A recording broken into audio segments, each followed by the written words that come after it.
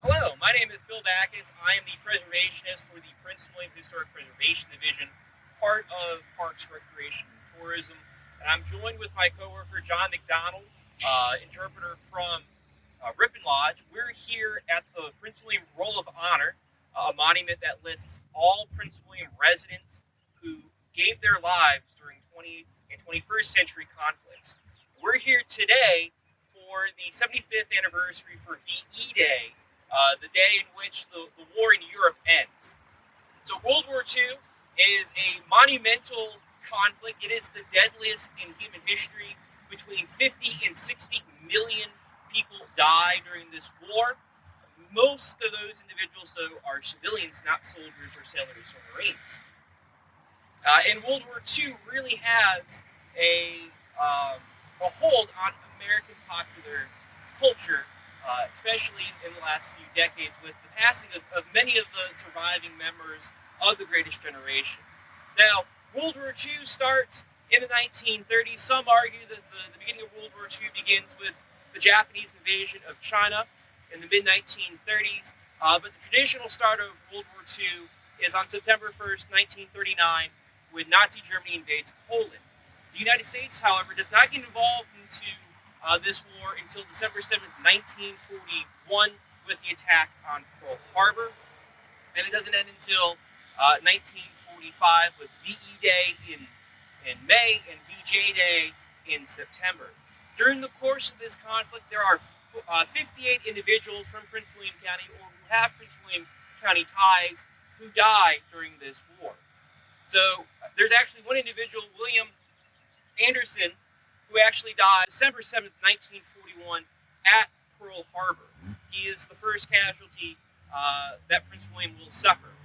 In 1942, when the war is gearing up for the United States, 3 individuals are going to lose their lives. In 1943, 8 individuals die. But then, in 1944, with D-Day, the invasion of France, and the ramping up of the Pacific operations against the war for Japan, the casualties skyrocket. In 1944, there's about 30 individuals who die, and in 1945, a further 15. The United States really gets into active land combat in 1944, 1945, is when most of these casualties listed on this wall will be sustained. To learn a little bit more about the stories of these people, I'm going to turn it over to my coworker, John McDonald.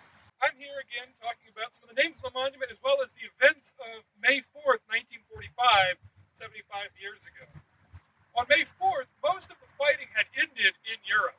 The Battle of Berlin had come to a crashing crescendo 2 days before, on May 2nd, as the Soviet army overran the German defenses and survivors and escapees fled the city west towards the American lines on the Elbe River.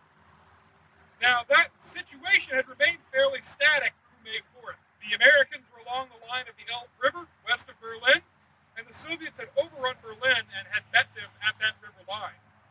Now, that wasn't to say fighting was over.